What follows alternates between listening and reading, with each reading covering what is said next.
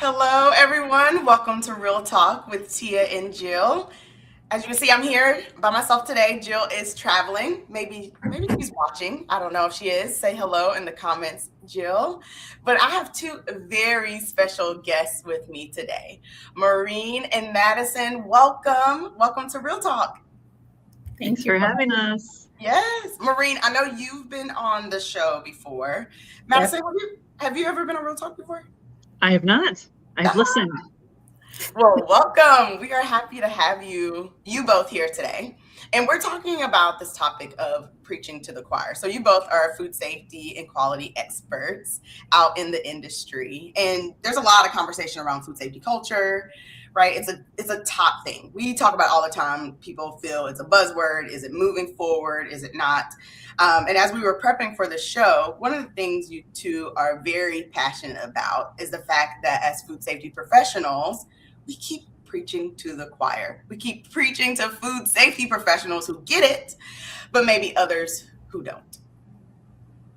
Would you consider this something that you're passionate about now in your careers? Yeah, obviously, there are a lot of conversations around food safety culture, and we talk about what's not working. We talk about what should be the outcome, the desired outcome, but we Yeah. don't talk as much about like the actionable how to actually do that.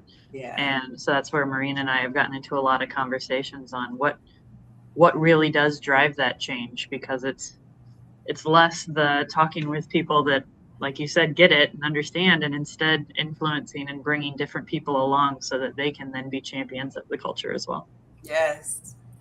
Yeah. And I suppose just to add on that, it's the delicate balance between needing to do all of the things on our to-do list and Mhm. finding ourselves in spaces where food safety is not necessarily the topic of discussion, but a topic that needs to be embedded as part of what, underlying vine that connects us all together, so that even if we're not necessarily talking about kappa or food safety culture directly, whatever it is we're talking about is connected somehow, because that's how we get other people who are not on the floor thinking about how do I contribute to this grand story of food safety culture. Right. Yeah. Yeah. Well, we are going to dive into all of that today. And I'm super excited to have you both on with us. If you are new here with Real Talk, like I said, I'm Tia. I typically have my partner in crime, Jill, with us, but she is traveling. But we have honest conversations about how people lead, right, and move culture forward. And today we're talking about stop preaching to the choir and build allies. And like Madison and Morrine have sort of started the conversation, it's very important for us to reach across the aisle or build allies outside of our core function if we want to shift culture. And so to kick off the conversation, if you've never met Morrine, if you've never met Madison, I would like for each of you just to talk a little bit about yourself. How did you get into food? How did you get into food safety? And if you saw yourself moving into food. So we'll start with you, Morrine. I initially really thought I was going to go to medical school. That's all I thought about. That's all of the books that I read as a child were about medicine and specifically neurosurgery. I'm fascinated by the human brain and how it works. And it wasn't until I was in undergrad that the realities of paying for medical school as an international student, but also the reality of being on the floor. And after watching multiple, surgeries, spinal fusions, tumor removals, taking care of cancer patients, I realized I really love being in public health and having impact on people's lives, just not directly on the medical floor. And so I took a year out just trying to figure out how else can I benefit public health without necessarily being a medical doctor. And so eventually, through a lot of introspection, lots of mentorship, came to food science as a career path, as a way that I can bridge that technical background and interest in public health and have it blend really beautifully. And one of my professors inspired the transition specifically into quality by helping me see how all of this knowledge in science can then impact how we produce safe food, especially for young children. So I credit her for helping me see that path as a way that I could continue to build on my love for public health. And once I was hooked on that, it's been a very seamless transition. It fits like a glove. I don't struggle with it. And I always tell people I would do it for free if I didn't, even if money was not an object, I'd still probably be doing food safety because I just love it. I love it a lot. I love that. I love the passion just behind I want to help people, and then finding the intersection between what you're actually passionate about and what you love to do. Yeah, I'll add to Morrine briefly just because I've loved working with her so much, because I've never met somebody that truly is driven by such a deep-rooted food safety passion, and it's just been an honor to work with someone like that. For me, I studied chemical engineering, wasn't quite sure what I wanted to do with it, but liked the versatility of it, and then just happened to run into a recruiter in the food industry and gave it a shot and fell in love with just the tangibility of, what you're making people interact with daily. They know what you're working on. And then met enough awesome people along the way that I wanted to stick with that crew. I definitely think the way of quality engineers and risk assessment and problem solving and info gathering, all of those are things that are just like deep rooted behaviors for me. So it lined up and is something that I've enjoyed building. Yeah. Well, awesome. And I know that both of you have many years in the food industry working with not just food safety, but Madison, you also spent some time working in R&D. A little bit, briefly, yeah. Do we typically share like our full? No, you don't have. You don't have. No, you don't. You don't have to go into resume. But I brought that up because, like, even as we are going to talk about today of building allies, you have experience working in other functions. And Morrine, you might too have some experience working with or within other functions. Yes, it's been an interesting transition coming out of academic research into industry, initially starting out as what you'd call a specialist, so working on very specific projects, transitioning to more of a quality engineer role, which blends a lot of aspects of production with regulatory. So that's been fun. Yeah. Well, as we talk about that, and around our topic, around preaching to the choir and having these conversations, again, I know that you all have spent, over a decade in industry, working in food safety, working in regulatory, working in R&D. And I'm curious, how did you kind of get to this moment of, wow, we're kind of preaching to ourselves about the importance of food safety and how to build food safety culture? Like, what led you to think we need to branch out? I mean, for me, over the last year, especially going to some of our food safety conferences and just feeling the energy and how rejuvenating it is to be surrounded by everybody that gets it, and talking through all the right key things and saying this is where we need to go, but then realizing those key players that will help us get from point A to point B, they're not at those meetings with us. And it's hard to come back as one or even two people and say, hey guys, there's this good energy, really good things that we need to work on, but they're busy with all their other priorities. So how do we bring them along on that journey? Yeah. And Morrine and I got in this conversation around the value of infiltrating their own meetings and their own conferences. And instead of getting all together and talking about the importance of food safety, we need to be going and crashing their meetings and their conferences and saying, hey, we have a topic that is important to you guys as well. Let's talk about it. Yeah. Madison, it reminds me. So for people that don't know, Madison and I, we worked together early on in our career, when we first started our careers, basically. And I remember, Madison, when we had an audit, and our auditor at the time, which we absolutely love, Danny, if you're out there, I'm sure he's listening. Yeah. We absolutely loved our auditor, but he was very honest. And I remember him having a conversation with the food safety team, and he's like, I forgot even what it was that he was upset about, but he has seen it a couple of times when he comes to the facility, and he's like, this needs to be fixed. Otherwise, we're going to lead down a path of shutdown. And I remember all of us in this room, like, man, we wish operations was here. We wish engineering was here to kind of hear the type of conversations that we have, how we defend the positions that we are, how we're like, yeah, we've been talking with the team about this.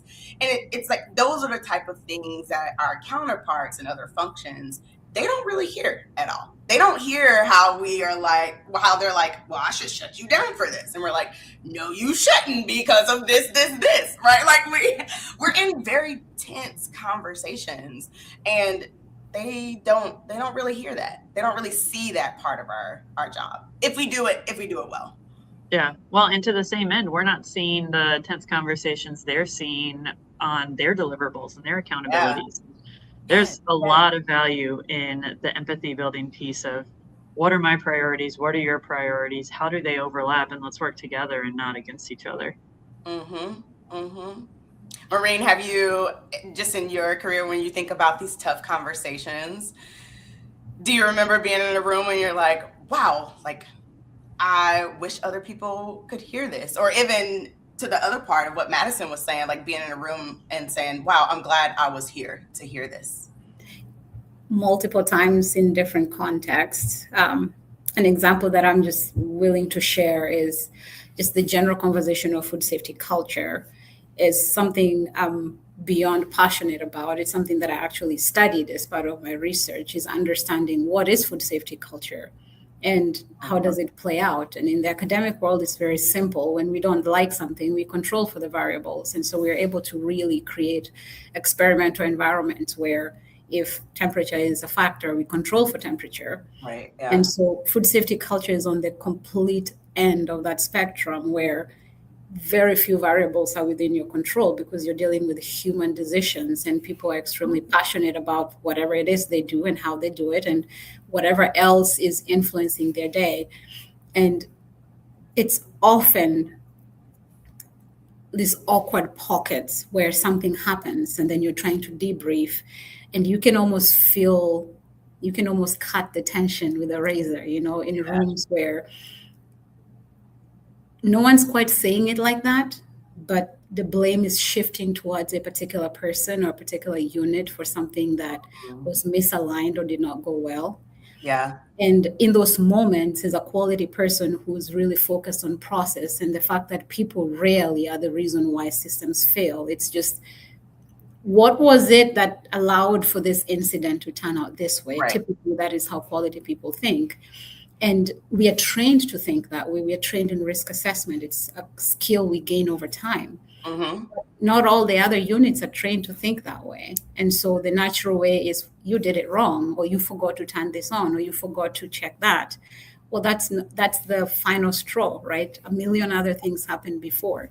Right. Yeah. So often when we're in those tenuous conversations, when something has already fallen or is falling, I'm always in the eye of the storm, trying to figure out how can I explain this so that everyone in the room understands that what we are seeing right now is a symptom of a bigger problem. Yes. Without pushing myself off a cliff, so to speak, Yeah. And that's something that I try to figure out ways to explain things without necessarily talking about listeria or pathogens or biofilm, because again, preaching to the choir, the people that need to know those things already do. Right. Yeah. Right. Yeah. So how do I explain to supply chain about biofilms and how they impact our food safety culture? Mm-hmm. How do you connect those dots? Right. Yeah. Morrine, I think you were talking about something that's really important I feel like the industry, or really, let me just say food safety people, that we forget when it comes around food safety culture, is that we have this term culture in the phrase, which is all about people.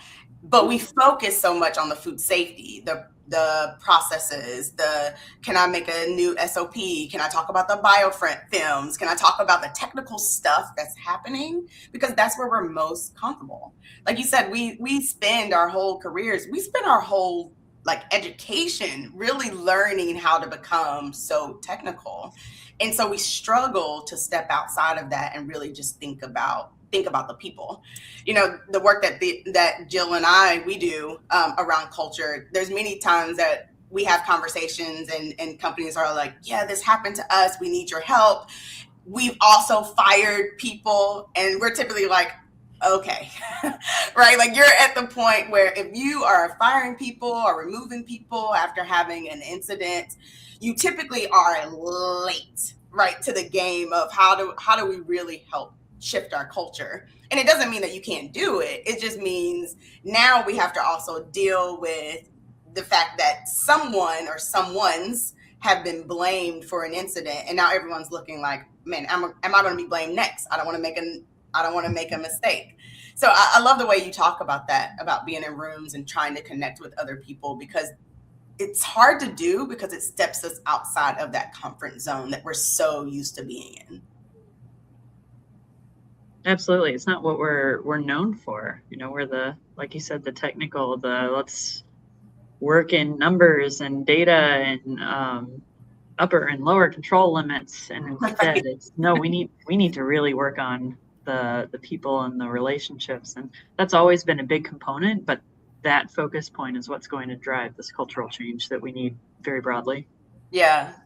So let's talk about infiltrating new spaces, right? And I love that word because sometimes, and a lot of times, right, many of our audience, they're sitting in this space of, I don't know if my company really care about food safety culture, or I feel like I'm not involved in meetings, or they just won't invite me, right, to that meeting.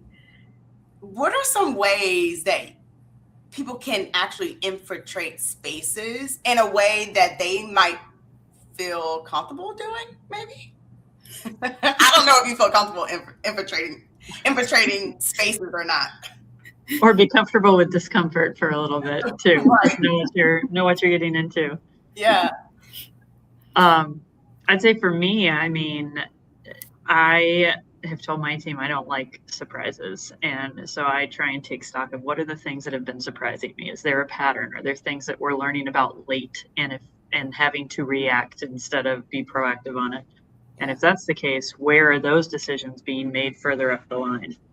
Is it with engineering? Is it with supply chain planning? Is it with sourcing? Like where are we not getting info early enough to influence things until it becomes a reactive need? And then trying to have those conversations, talk to them. How are you taking quality and food safety into account in your decision-making process? That's the like one-on-one, two-on-one, like small group, connect with them first. That's build the allies. And then maybe start finding out, okay, do you mind if I come listen in on this decision meeting or this planning meeting? Because I want to learn. I want to learn how you guys are doing this. This is helpful for me as well. And then in the back of my mind, also thinking, are they asking all the right questions? Are there a few times that I should chime up and say, have you considered this detail? And then like earn your place there in that meeting through that. Yeah. I like what you talk about, Madison, of really you need to do some of this pre-meeting work, talking with, whoever's leading or whoever's making decisions to say, what is it that you consider when you're making these decisions? And then saying, okay, can I come to one of those meetings? Right. And being a part of it. Do you find that people are like, sure, come on? Yeah, I mean, I think people value curiosity. I mean, we're all driven by curiosity in this space too. So if you do it as a mutual, like, oh, I'm not just trying to come stick myself in your business and create some roadblocks. I want to understand the process. Right. Yeah. Yeah. It's that empathy for the other side. Mm-hmm. Right. What about you, Morrine? Have you found yourself infiltrating spaces? Similar to Madison, starting by building individual relationships. That's just something I take very seriously. I love my work. I love my colleagues more, right? I like when we solve problems, but do it together so that everyone feels seen and heard. There's no winning in food safety, right? There's no such thing as I had a wonderful day and somebody else goes home overwhelmed. It just doesn't make any sense that way. One of the strategies that I tend to lean on a lot is clarifying in my mind what problem am I trying to solve. Right? Mm-hmm. So food safety culture is a very broad stroke, and in there are a million different things that need to happen at specific points. Am I trying to understand why the alarm goes off and nobody responds, or it goes off and people ignore it, or they shut it off altogether, right? What am I trying to figure out? And then who is the key point person in that space? Is it a line lead? Is it, the supply chain analyst? Is it the production manager?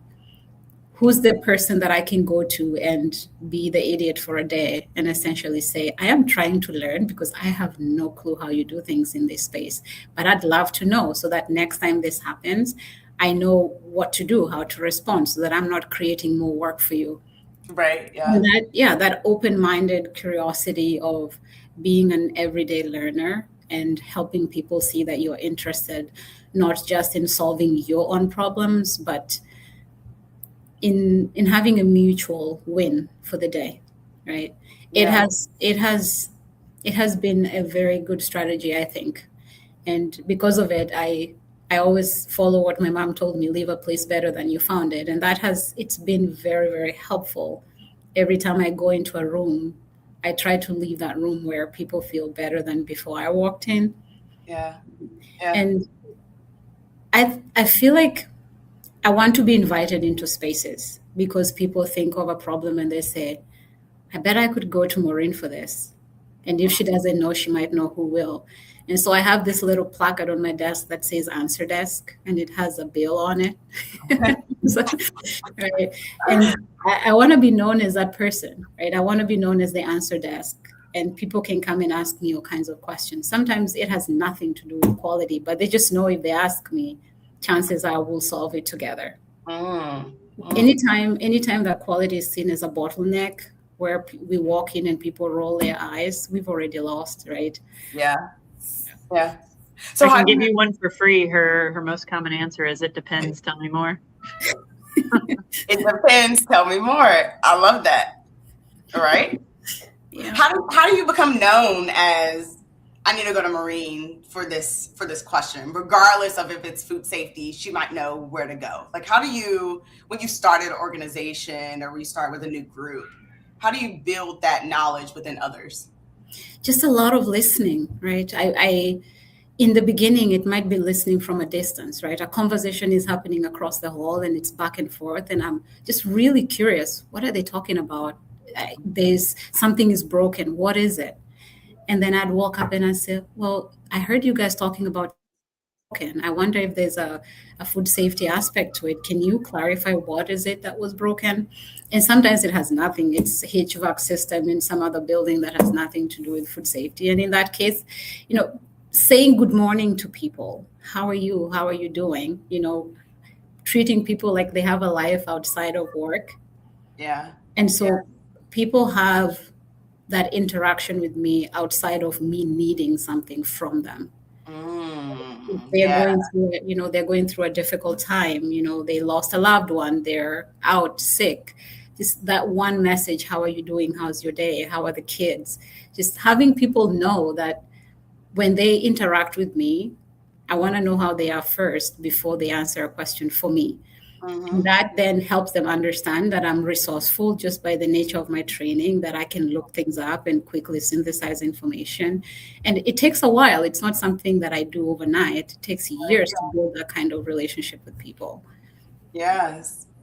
That's the culture of food safety, right? Those are the things that you should be doing when you're not having like technical jargon, right, come from you. You should be building relationships in that way, because you're right. I mean, it's amazing. Like, for people who's listening, if you've never actually taken the time to talk to people about things that's not about work, or to ask them about their life, or to be curious, right? Madison, you even brought up curiosity, just to be curious about other people. You'll be amazed at how many work stuff then start to come back to you, where people then start talking to you about stuff that maybe you've been asking them for weeks. But now all of a sudden, like, now you have all this information that you needed just because you opened up and talked about something different than what you need, what's on your to-do list. I'm curious, as we talk about infiltrating spaces, really the goal is to get champions, right, of food safety, so that we don't necessarily have to keep being a part of these conversations, but they actually see that, okay, food safety is important. So I know, hey, once we start getting a little deep in food safety, I need to go and get Madison, or I need to go and get Morrine and have a conversation around it. How do you sort of build these allies to advocate for you, and to carry your message forward as you're building those relationships and infiltrating those spaces? And anyone can start. Yeah, I'll jump in. I think just through exposure and conversations of proving over and over that you're bringing up important details in the smallest types of situations. I mean, Morrine touched on it, but it seems to highlight that every single function has value in having a combination of deep knowledge and fresh eyes, because we all make assumptions, and it's very easy to skip over several questions for efficiency and to miss some of the details that should be discussed. I mean, that's why we don't build food safety plans or do risk assessments in a silo. We have a team. We have to all kind of talk through and say, am I thinking about this the right way? And the cross-functional aspect of that is true as well. Bring them in, have them think about, oh, well, we don't use the equipment that way. It's actually a different way. You made an assumption. And having all those details playing together, I think just builds over time. Yeah. Morrine, would you have anything? Well, let's get the right team assembled and ask those questions. Right. Yeah. I like that, the cross-functional piece of it. And I love how did you put it? The deep technical or.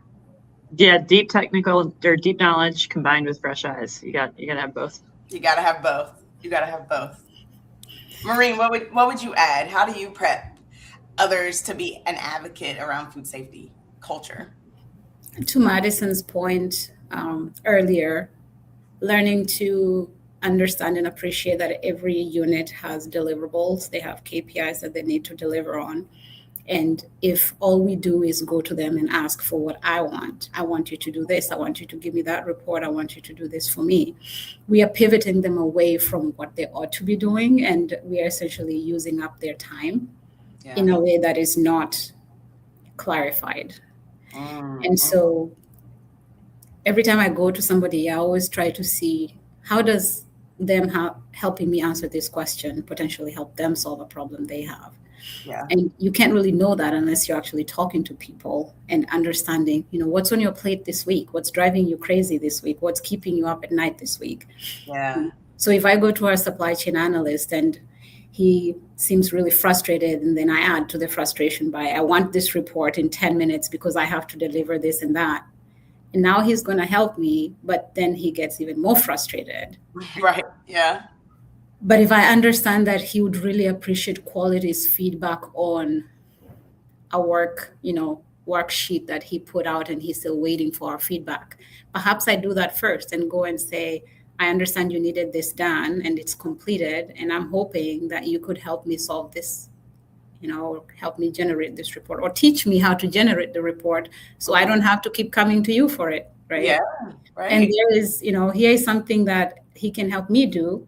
And then I stop being a pest every time showing up and asking for the same thing over and over again. Right. Yeah. The other thing that I'm learning to do is really define questions so that they're intelligent and actionable.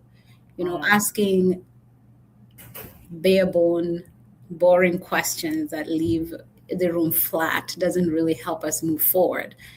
Questions like, what happens if we do nothing for the next 90 days? Right? That makes everybody in the room pause and think, especially when it's a heated argument or there seems to be an unnecessary push to do something right just about now and everyone's stressed out. And you just ask that simple question. Now it forces everybody to relax and take a deep breath and say, I wonder. Right? Yeah. So building an arsenal of intelligent questions that are, timeless and they can be asked in different contexts, so that you're adding value in every conversation. You're not going into rooms and adding to people's stress. You're really getting the team to think, and in the process, indirectly bringing in food safety culture as a conversation without necessarily having to say, let's all stop. It's food safety culture lesson 101. Right. Yeah. Yeah. Right. I feel like there's this common thread of empathy or really compassion for each other, right? On the work that we do, on the work that they do, right? And not just saying, oh, wow, I know that you're busy, but you need to do these things. It's more around, I know that you're busy. How can I help you? Right? How can I remove some burden off of you? Right? How can we work on this together to move forward? Well, and there's a bit of currency building in that, not to make it transactional, but if I'm, figuring out how can I take my expertise or insight or just, be an empathetic listener to talk through something with somebody, be a thought partner, then they're more likely to do the same and be a thought partner with me. And as, Morrine touched on, when you're just going in and having that connect with people, I might have the chance to talk through what I'm focused on for the week. And even if it doesn't impact the person that I'm talking with, they might hear a little bit of my rationale and what I'm having to think through. And that makes them better equipped to, oh, these are the things that food safety and quality team cares about. So later on, they might think about it. Mm-hmm, mm-hmm. And we've also been talking about like building relationships, and Morrine, you hit on this a little earlier on like that needs to happen before. So before you even need them to do anything. So Madison, even as you're talking, like having them hear your rationale and talk through different things and talk through things that might not be as heavy at the moment. That's important to do before, things get heavy, before things get chaotic. It reminds me of, people know that I have a 3-year-old, and Madison, you have kids, Morrine, you have kids, where, when they are upset and having a tantrum, that's not the time to like try to teach them coping mechanisms, right? Like that's not the time. But in moments of calm, that's the time to say, hey, when you're angry, what are some things that you can do other than hitting? Right? Other than throwing. And then it's like, ooh, I can think about these things, right? That's the building before the actual moment when they're angry and maybe they decide to do something different. Maybe they don't. I have a 3-year-old, so they're still learning. You might be onto something. Maybe manufacturing facilities need the like, this is how I'm feeling card deck. And maybe that'll help a lot of conversations. Yeah. That's from my opinion, that's the culture of it all, right? And just think about those things. And again, I'm like relearning these things through like mom eyes and having a toddler. But I truly believe that they are like at the core what we are as human beings. And we have to learn how to deal with our emotions to be a part of society. And it's the same thing in our industries, in our organizations. People have learned many different things, right? They might have learned how to cope. They might have not learned how to cope. They might have learned how to build relationships. Most people have not learned how to build relationships. Most people do not know how to do group projects. We know that, right? We know that from our own learning. But at work, we're in group projects all the time, right? You would think that they would focus more on group projects in school because literally it's a group project when you work. But most people don't actually know how to do that. But in order for food safety culture to be successful, we have to build those relationships so we can work well in group projects. And we have to do it when emotions are not high, right? When the line is not down, right? When we feel like we're not going to make that order. That's really not the time to try to build those relationships. You have to do it before. Yeah. Well, and I think you and Jill have a whole course on influence effectiveness, right? But this gets down to the core of it. We talk about a big part of food safety and quality professionals is on influence. And it's a tactful professional to know how a conversation is going to end, but to instead bring the person you're talking to along with you and have them come to the conclusion that lasts a little longer, right? Yeah. And now you're getting into the inspiration piece and working with people's emotions and not just relying on persuasion and rationalism. But it has to be done early. Yes. And when you talk about inspiration, that's all built on values and beliefs, right? People can connect to what you're saying and they're saying, yes, I believe that that's the right way forward. I believe that's the best path for us. And so me too, I'm going to be a champion of this. But if you don't have conversations with them or build relationships with them before, you're not going to actually know what their values or beliefs are, right? You're not going to know what those things are. You're not going to know the norms or the assumptions. I'm even thinking about like GFSI's definition of food safety culture. They talk about the norms. What are the behaviors in the norms? We might feel like we know, but if we're not working in this spot every single day, then you actually don't know what the norms are. And you have to build relationships so that people will tell you what the norms are, what the assumptions are around things. And we talked about almost like the pre-meeting, the meeting before the meeting. But how important is it after you've kind of let's take the example that Madison you had earlier, where you had the pre-meeting and you said, hey, how do you all make decisions around food safety? How do you incorporate that into your decision making? You go to the meeting with them. And then what is the after meeting? What does that after conversation look like when you are trying to build allies, when you're trying to get others to think about food safety in a different way? Well, for me, I mean, typically it's that give and take, right? I want to understand how their role is carrying out their tasks as well. So I likely in that meeting, not wanting to interrupt, track a list of, well, what does this acronym mean? This was said, what does that mean? Explain it to me after, and kind of that connect. And adding into that conversation, if I had any food safety concerns, that'd be a great avenue to slip in and say, one-on-one with this ally that you're trying to build the partnership with, what about this? Have you considered this? And maybe they have. And if so, great, they're thinking about it. But if not, that's where they might start seeing value of, oh, maybe it is useful to have you here. You should come back again. And now you've got somebody on your side when the time comes for you to start raising concerns or questions to the larger group. You have somebody that you've already test driven this with. I love that. Morrine, what about you? What does your after meeting look like?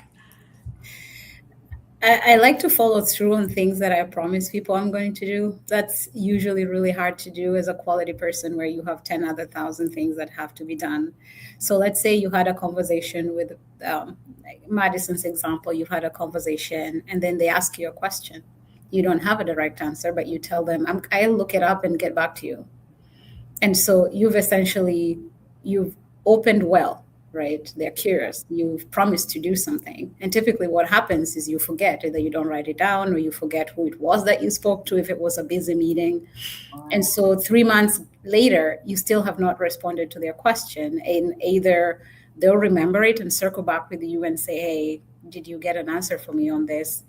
And if that happens enough, and people do have conversations, if it happens enough, people stop trusting your word. And in quality, our word is gold. And so I think one of the biggest lessons in Madison, I credit you for this one, is appreciating the value of, even when you have nothing to say back, sending a message to say you have nothing to say back yet. Right? Yeah. I have not forgotten that I was supposed to look this up for you. I haven't had time to do it yet, but I'm still thinking about it. And as soon as I have an answer, I'll get back to you. That inherently helps them understand that you heard them, you are committed to responding, and you want them to continue to be in your circle of influence, right? And once you make that commitment once or twice, quality people, we take what we say seriously, right? That's what food safety is about, is committing to what you say and doing it, and then proving that you did it, right? Right, yeah. So as you do that often enough, where people ask you questions and you respond in kind, or you honestly say, I don't know, and I'm not in a position to answer or help you understand that right now, but maybe we can revisit it 3 months later when I don't have this project anymore. What ends up happening is you become an answer desk of sorts, right? Yeah. So people trust you. We want people to trust what we say. Yes. And I feel like just a note on trust, because I think you're getting right to the root of, we have to trust each other in our organization if we want our consumers to trust what we're putting out. Oh, yes. Yes. We have to trust our working relationships. We have to trust that we're doing the best that we can, right? And that we're looking out for each other. You know, how many times I just think back working with different groups and I'm like, no, don't do that. Let's talk about that, because if you do it that way, I know we're going to have product on hold. I know something might go wrong here. Let's just make sure that things are buttoned up because I don't want you to have an issue later on. People are like, oh yeah, okay, let's have that conversation because I too don't want my product held up. I too want to be able to ship at the end of the day. And that is so important. That's so important to build that. And trust is like the foundation of relationships, right? It's really hard to build relationships. I would even say it's almost impossible to build a strong, positive relationship without trust, right? So I think that's important. What are you all, just as we think about trust and building allies and even this component of safe spaces or psychological safety where people can bring up, Morrine, you talk about like having answers, like people can bring any question to you and you won't be like, wow, you should have known that. Right. Or you won't, right? Like we're in this safe space that they're able to ask questions, explore, be curious. Even when you infiltrate their spaces, sometimes people don't want food safety there because they want to get their thoughts together right before their food safety team comes in and have their own thoughts around it. But with this higher level of a psychological safety and safe spaces and trust, what I found is that people respond differently to you. They want you to be a part of it because they know they can probably get their answers faster if you are here because you can call out anything that is a red flag for you. Instead of waiting, right? Because they want to be prepared for whatever you might say. Do you all feel the same way when it comes to safe spaces and trust? Morrine, you want to start? Sure. When you brought that up, I immediately thought of an incident. I hadn't really thought of it this way until it was pointed out to me about what the presence of quality does to frontline operators. And this is when I started my role, I came in as a contractor.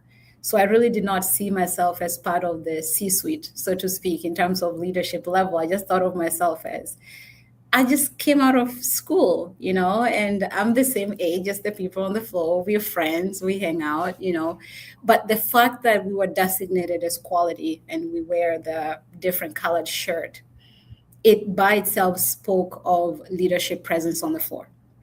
And so every time the orange shirt rolls by, it was inevitable that the reaction would be the same as if the CEO came to the floor. This leadership is here and we need to button up our shirts and stand straight. That response of authority is here. Right. Yeah. And just true to my nature of building relationships, I really took time to, even though sometimes I needed interpretation help, really just talk to people on the floor. Mm-hmm. Hello, how are you doing? Get to know who are the friends, who are the cousins, who are the spouses, what do they do on the weekends, right? What do they enjoy doing? Do they know anything about Africa? Those conversations that have nothing to do with the CCP on the floor. Right. Yeah. And my goal, anytime I go to the production floor, is that when they see orange, they see help, right? They beg of you, please come. I have something that you can help me with. I've been waiting for one of you to show up and help me with this problem.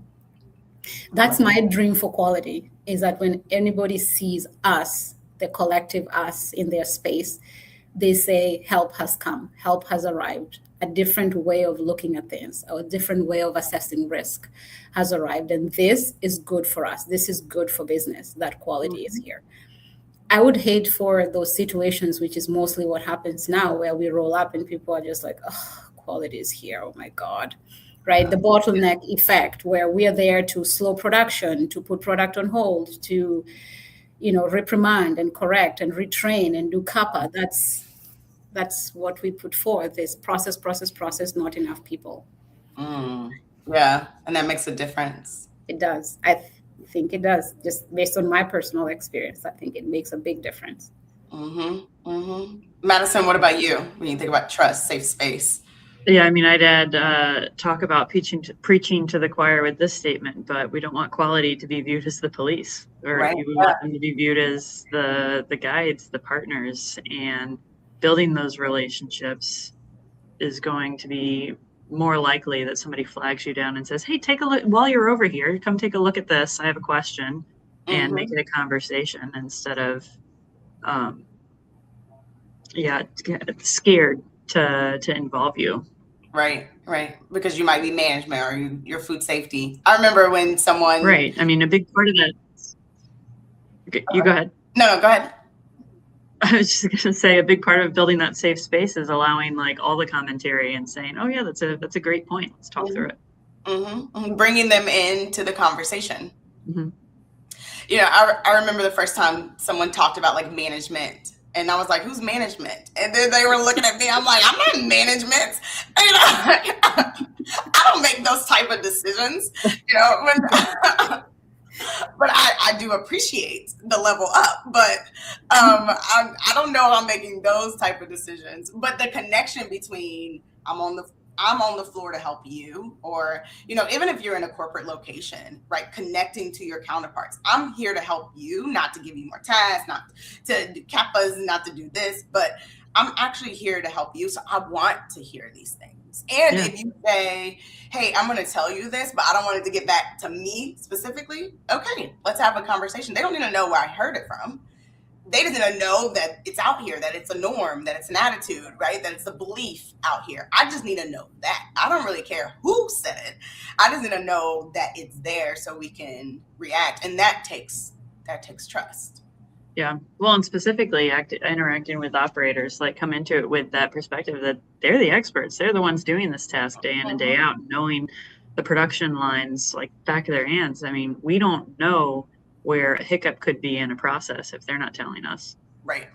Like we just wouldn't know that because that's not our jobs, right?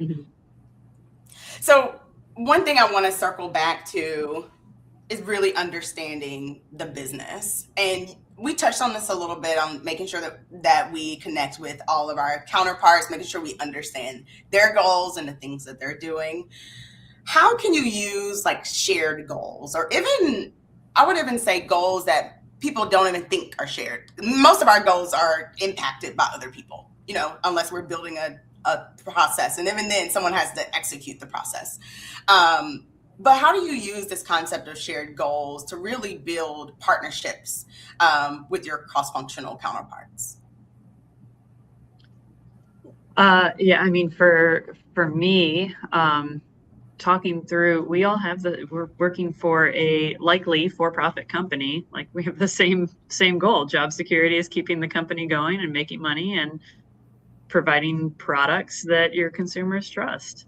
And if you can speak to the cost of quality and cost avoidance of having to correct something later than getting it right early, and being able to get people to understand and articulate the difference there between reactive measures and preventive measures, then they're going to better be able to quantify, well, here's all this time and all this money that you saved because you did it right the first time.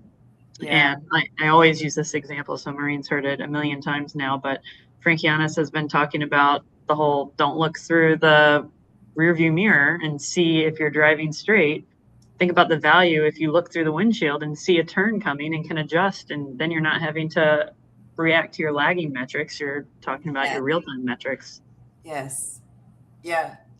And that's like a shout out to, like, you need the leadership skills to be able to do that. Most people can't see that, ooh, this is going to cause an issue with our people. You know, oh, I might need to circle back with this group because there might be some anger that, like, get back out the emotion cards we talked about, right? Like, ooh, we might have a tantrum here because culture is a big thing to change. That's where the allies come into play, and the influence and the tactful, like, how are you shifting a big thing with little adjustments along the way? Yes. And I love that you talk lag and lead metrics too, because a lot of people lean on surveys and assessments. And we always say, if that's great data, we're not saying don't do it. You should do it. You should understand, you know, through assessments, it is a great tool. But when we talk about culture shift, if you are already seeing negative results on your survey, people have been feeling that way for years before they put it down on a culture survey, a company culture survey. So if they're at that point, they're probably kind of pissed, and they're putting their information on the assessment so that you can hear it. And it takes that much more work to shift culture or to turn the ship around, right? Your ship is much bigger if you see it on an assessment, or if you see it in your audit scores, or if you see it, right? If you see it in these places, these are all lag metrics. Things have already happened. You've already kind of blew past that curve, right? Yeah. You couldn't tell it was coming. Well, and I've had to remind many people in my career that success to us in our space, real time or lagging, success to us is the absence of excitement. We want stable, we want calm. So how do we see that and get ahead of the exciting events? Right, right. And that is also true for other functions too. Like I remember leading in operations and I would walk by, I was on second shift. So, people yawn a lot when there's not excitement happening. And I used to walk by and someone would be like, "Ugh." I'm like, that's what I like to see. That right there. I want you to be bored all shift long. So we don't have any surprises. What about you, Morrine? Anything to add as you think about shared goals across functions and building partnerships? Sure. This one I struggled with a lot in the beginning, just transitioning from academia into industry, is how do the mission and vision statements apply to my role specifically? Yeah. And for a lot of anyone below mid management, that could be a real time problem. Is I need to do this check 100 times a day. What has that got to do with the mission and vision or the statement or the big annual meetings and the big KPIs that get reported? Because nobody reports how many quality checks were completed, right? They report what was sold and what wasn't sold, right? Yeah. And being able to articulate that for yourself and for your team and having it trickle down so that everybody has a very clear, inspiring understanding of what this one check has to do with the end year bonus for everybody in the company. Mm-hmm. And what has it to do with keeping, a 5-year-old safe when they eat your product, keeping your name out of the news as leading to a recall. That chain cannot be left unlinked. Right. Yeah. That's usually the culture starts to suffer in that space where I don't care. This has nothing to do with me, right? Mm-hmm. If you're doing a repair as a maintenance person and you don't understand how using a non-food contact lubricant impacts our, final year goals on KPI for quality, that's a problem, right? Right. Yeah. A quality person, that should be something they ask right off the bat. I need to repair this chain. It's near a food contact surface. I think I heard quality say something about food grade lubricant. What is that? Quality. I need quality. Can somebody come here and tell me about this? Right. That's what we want. That's what we want. Yeah. And in terms of just understanding the business goals, I think we struggle again as quality professionals. We really focus on what our goals are as a unit. I always say quality has no role outside of other people's jobs. Our job is to be in the eye of the storm and make sure this, whatever else is going on around is steady state. Mm-hmm. Taking in all the information, helping process all of that, bring science into it, help everybody else execute on their jobs. If we can do that, then we want steady state. Quiet is good. Mm-hmm. Mm-hmm. We cannot do that unless we understand the business speak, right? We need to understand how finance makes decisions, how sales make decisions, what's impacted, what's a quarter, and what has it got to do with risk assessment. Right. Yeah. Why did they decide to change from an American supplier to a Brazilian supplier? I don't know. I just know that it changed the risk factors. Well, you ought to know that. Right. Yeah. Yeah. So the more we can understand business speak, to put it very plainly and simply, the more we are positioned to ask intelligent questions that are about other people's roles and their deliverables and how our roles intersect with what they have to deliver at the end of the year. Mm-hmm. Mm-hmm. Yes, I love that. I think it goes back to, what do they value at work, right? What's most important to them at work, and how do you connect what we're doing in food safety and quality to that work? And like you said, Morrine, like that's our job to do that. No one else is going to do it for us because they're trying to do that for their own stuff, right? Like they're not going to take a look and say, what is Morrine trying to do today? And how do I connect that to the business? They're saying, I have all these things I need to do for the business. Morrine, what are you trying to add to my plate? And why is that important? I also think about two conversations that I've had where it's, Sometimes people forget that we're there too because we want to make a paycheck, right? And Madison, you said it earlier, right? Like we have lives. We want the business to grow. We want our jobs. I remember telling someone at a company that I worked for, like, I too want to ship cases because that means I too will get paid. Right? If we're not shipping cases out the door, then I too am not getting paid. So I want that too, but I don't want it to come back because then again, we're not going to get paid if no one buys from us again. So even connecting that to, oh, that makes sense. You too care about your paycheck, and that's why you're here. Like literally shifted this person's thinking on the importance of food safety. In this case, it was really quality, on the importance of the quality of our product, because they connected it to, oh yeah, we don't just want to sell one box. We want to sell multiple boxes to the same person. That's how we still have our jobs today, right?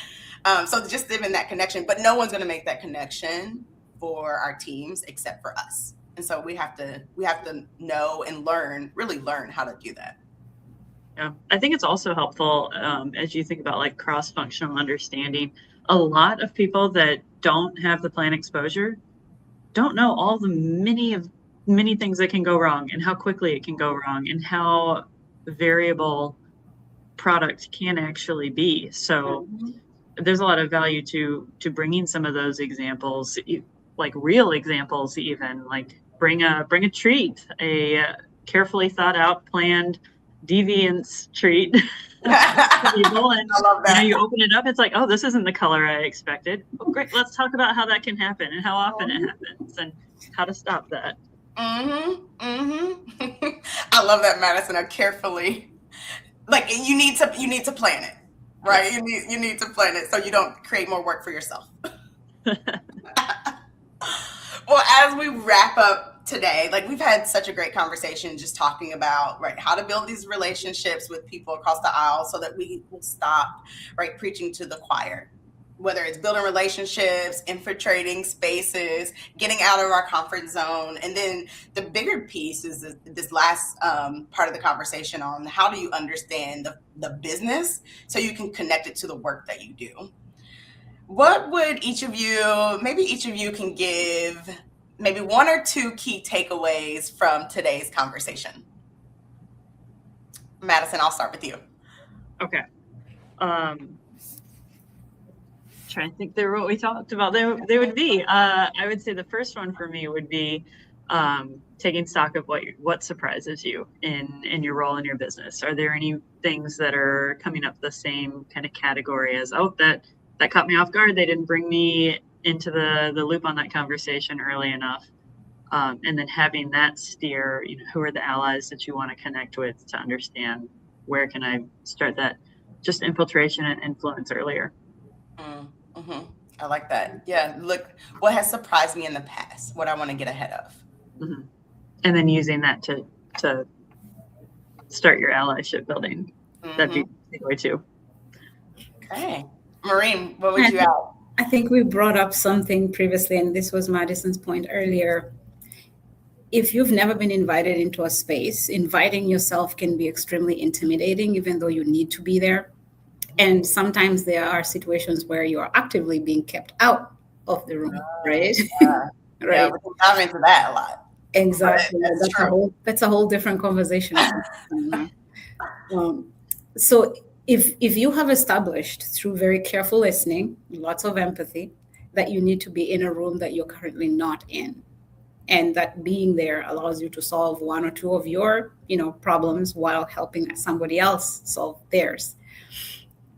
Essentially building relationships on a one-on-one basis, having individual conversations with people so that you have a support system inherently built in those teams and your presence there is welcomed, even though it might initially be by just one person. Having somebody to echo your voice positively, having discussions with them about, this is the point that I would like to bring up today. How might it echo in the room when I'm there? Having them tell you the temperature on which to come into that conversation, right? Don't come in too hot and don't be lukewarm, because then people just ignore what you said as just passing by, right? And over time, you create yourself essentially a support system because we all need that. Those cross-functional projects don't get done by random people showing up in a room and magically, meeting goals. Yeah. You have to do the legwork. There's no way around it. Yeah. Yeah. Those are awesome takeaways from today's conversation. And I know we said that plus more in the conversation. So I know as people are thinking about how do I build allies? How do I stop preaching to the people that know and step outside of my own spaces? It is uncomfortable, which we've acknowledged, but it definitely can be done. Thank you both for being here with us today. I really enjoyed our conversation, and I love seeing you both. Hopefully you all are staying warm in Minnesota. We are cold down here in Maryland, but probably not as cold as you all are. But I also appreciate that you all took the time to share with our audience on what you've seen through your careers and really how you all are building allies. So I appreciate you all and thank you for being here today. Thank you so much for having us. Of course. And to our audience, thank you so much for joining us again on Monday. We are live every Monday at 11 a.m. Eastern, 10 a.m. Central. And we have these conversations. And if something in this conversation really sparked for you, share it with someone so that they can learn to shift culture and start to build allies. And with that, we will see you next week. Bye, everyone.